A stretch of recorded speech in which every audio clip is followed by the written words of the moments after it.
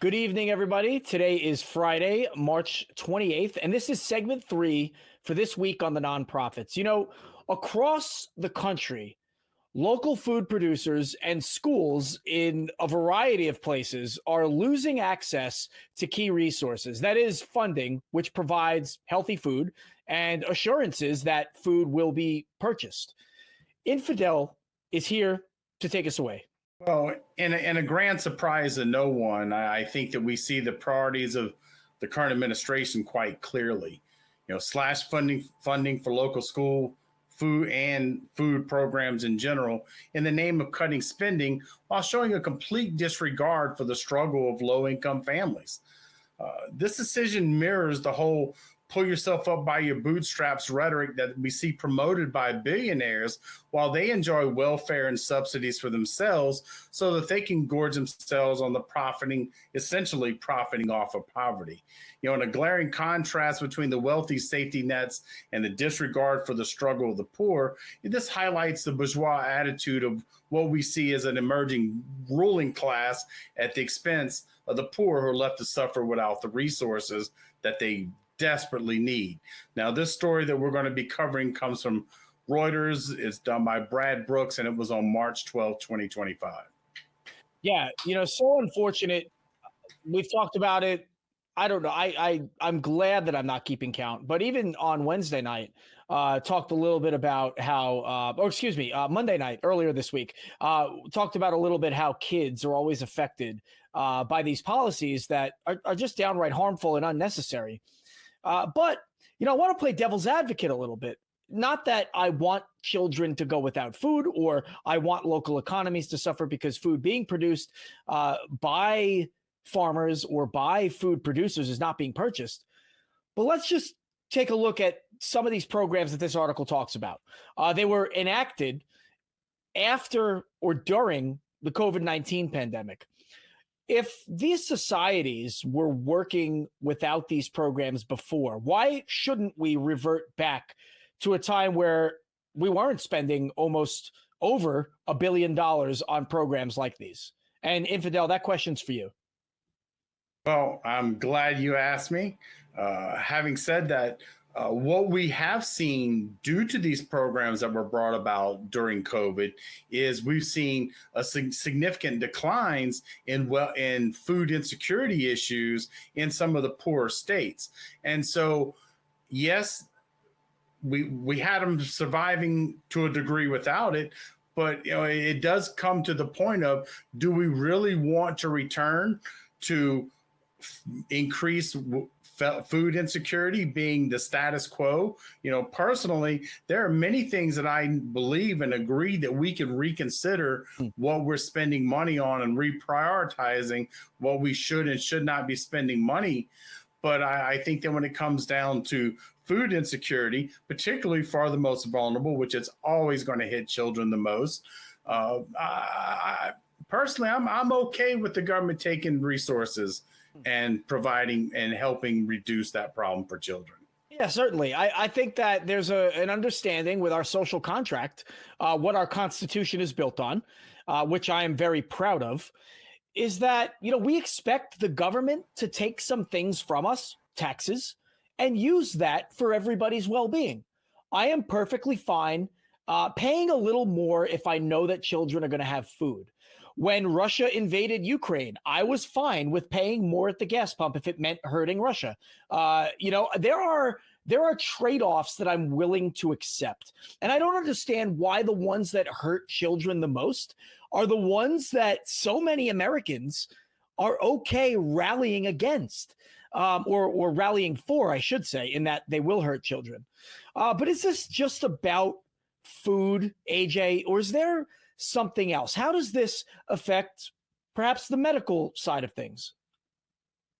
I think this is just one way to keep Americans sick.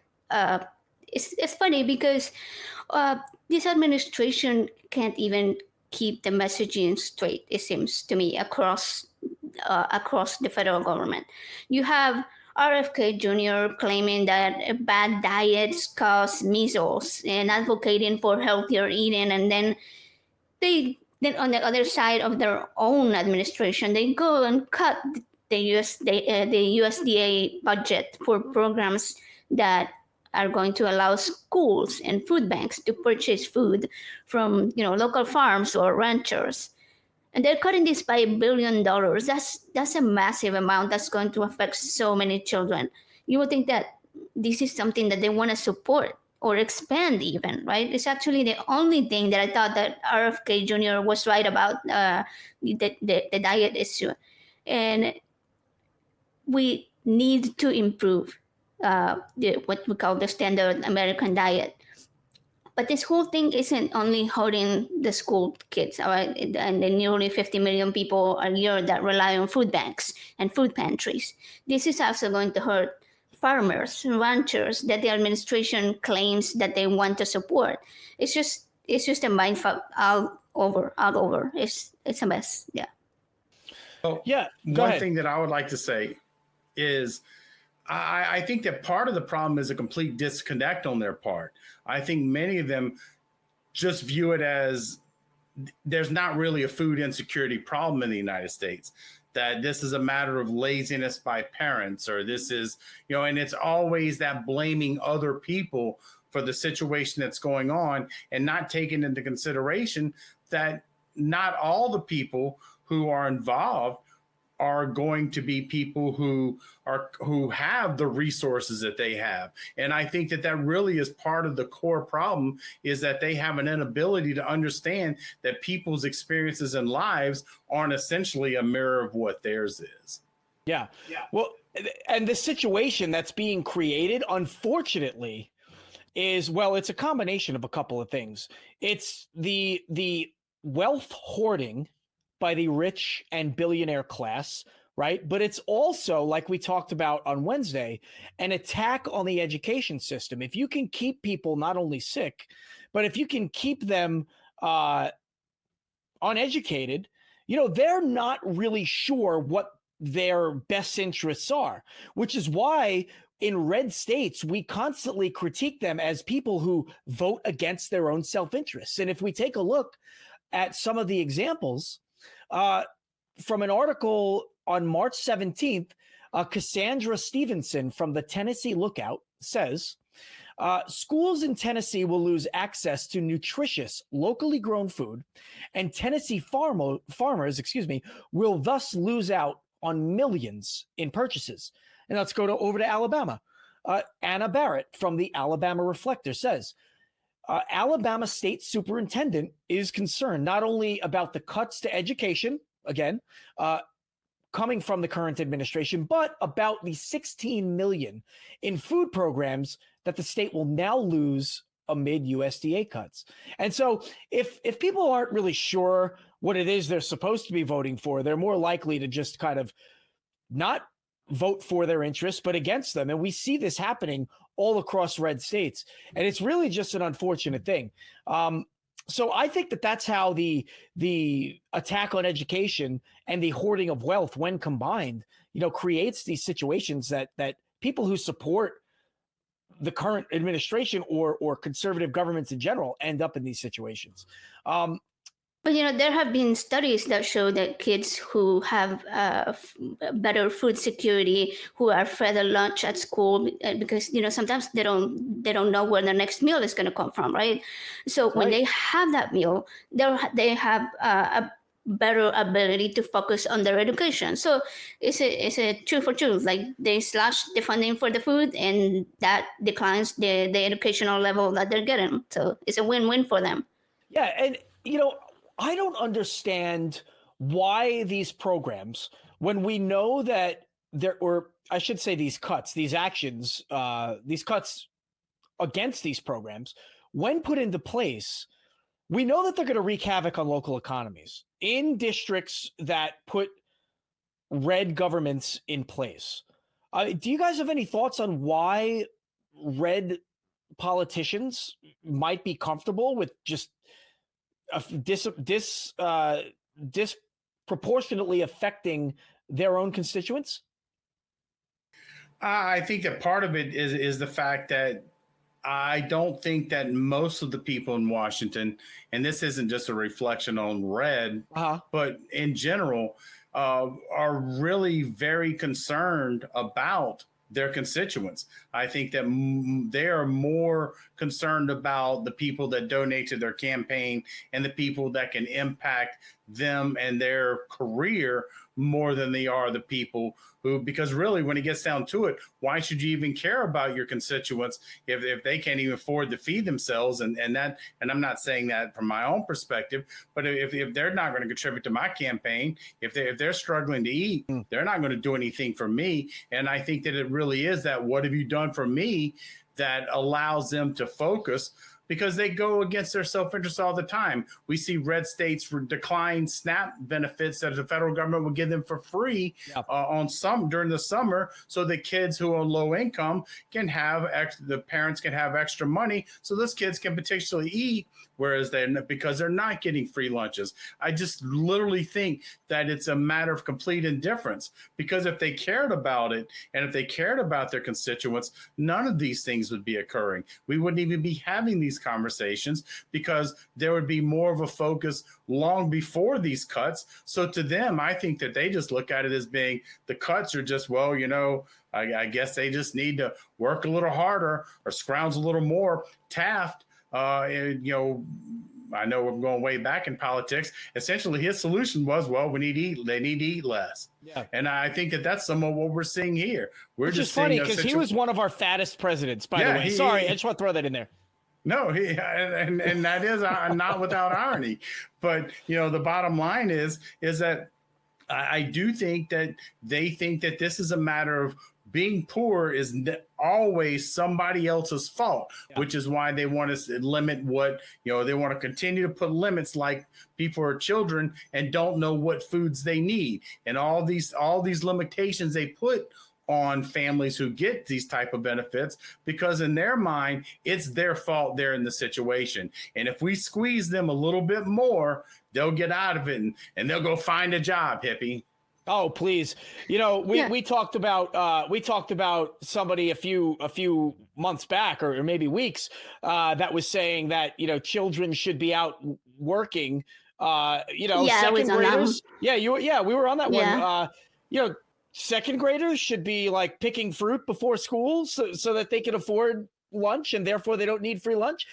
Infidel, to your point about people caring more about their constituents, I think it goes hand in hand with the destruction of the education system, because caring more about their donors than their constituents, right? Because they get the money from their donors. Then in this information age that we live in, you can flood the airwaves, flood the internet with all of the messaging you want, and the people receiving it aren't brought up with the right education to be able to decipher it. And therefore, they're in this sheep status where they just believe whatever they're told. And that's how they end up voting against their own interests. So what have you done for me lately, coming from the constituent toward the elected official? It doesn't really matter anymore. It doesn't matter. The elected official, the politician, can do whatever they want. And nobody's going to think twice. And so, AJ, I wanted to turn back to you and ask you, what do you think some of the, in your mind, what is the formula that is creating this situation? Oh gosh, I don't even know how to deal with that, because it's just the attacks are coming from so many different angles, from so many different places, and on so many different topics that sometimes it's hard to be able to focus on specifically one of them. But I did want to comment on one of the things that you both made a point on, if you don't mind, regarding Please. The constituents. Why they don't care about people on red states being affected. And I think that they don't even care at this point whether their own constituents that vote for them are affected. It's not even the people who don't have a job or who are poor, basically, that are being affected. Sometimes their circumstances happen, right? In my case, my husband recently switched jobs, and so right now he's starting his own company, and so he doesn't have a paycheck. So we're kind of like digging into our savings, and we ended up having to get food stamps. And so like sometimes people run through situations like this, like how, and it's hard for me to understand how, if we've paid taxes all of these years, like we get to this point where we need help, and then there you have all of these cuts being made. Feel like, oh no, like even though you paid your taxes, like you don't deserve a little bit of food on your table to make sure that you can eat and make it to the next month.